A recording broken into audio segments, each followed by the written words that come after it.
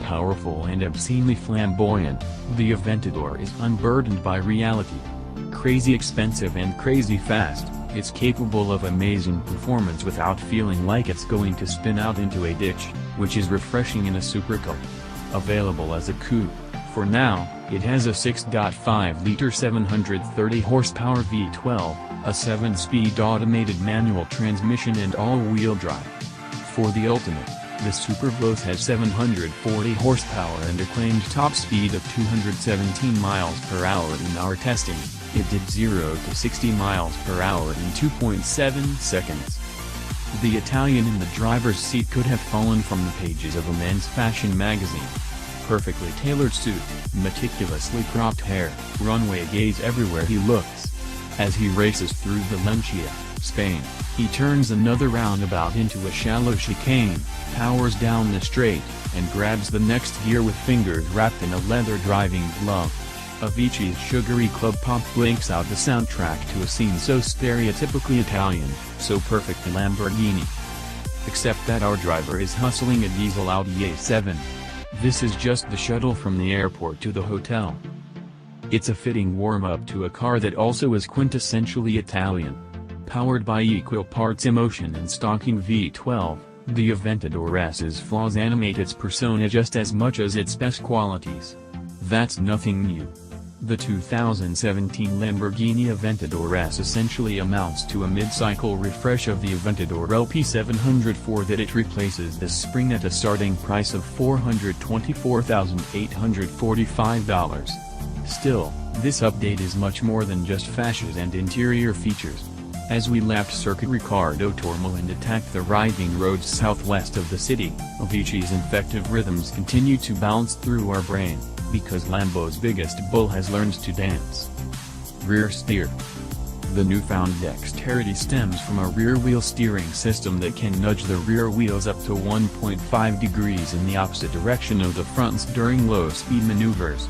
It chops the amount of steering input required from the driver, a fact that's especially prominent in hairpin curves and in parking lot maneuvers, where it makes the difference between rolling your wrists and crossing your arms. The rear steering also makes the car slightly more neutral, although it doesn't eliminate the Aventador's natural proclivity for understeer. With all-wheel drive and stickier, redesigned Pirelli P0 rubber, the big Lambo resists power on oversteer, but lift off the throttle at the cornering limit and the Aventador slowly rotates into a drift. It all adds up to an Aventador that is more sensitive and better attuned to the driver's inputs. The rear end wriggles under hard braking, the steering issues more immediate commands, and the throttle wants to be tickled just so through the corners. Within a roughly 15-mile-per-hour window around the 80-mile-per-hour mark, the rear wheels transition to steering in phase with the fronts, up to 3.0 degrees, to enhance stability. Lamborghini claims the hardware adds just 13 pounds and that the additional mass is entirely offset by weight savings elsewhere. An actively variable steering ratio, for the front wheels, and magnetorheological dampers are standard. This marks Lambo's first use of supplier BWI's third-generation magnetorheological dampers that split the older designed single electromagnetic coil into two smaller coils for faster reaction times. Strada, Sport, and Corsa driving modes are joined by the new Eco setting, a customizable position in which the powertrain, steering, suspension, and stability control modes can be individually configured. None of those modes would be described as a comfort setting. Every crack, bump, and pebble that perturbs the short travel, push-rod suspension reminds you that you're driving an unapologetic brute. 12-cylinder flamethrower. So does the 6.5-liter V12, now turned up another 39 horsepower to 730. The added power comes from tuning tweaks to the variable valve timing system and the variable intake manifold, plus another 150 revolutions per minute at the top end. At speeds up to 8,500 revolutions per minute, the 12-cylinder sings through a retuned exhaust that wails louder at full-wood and cracks harder on overrun.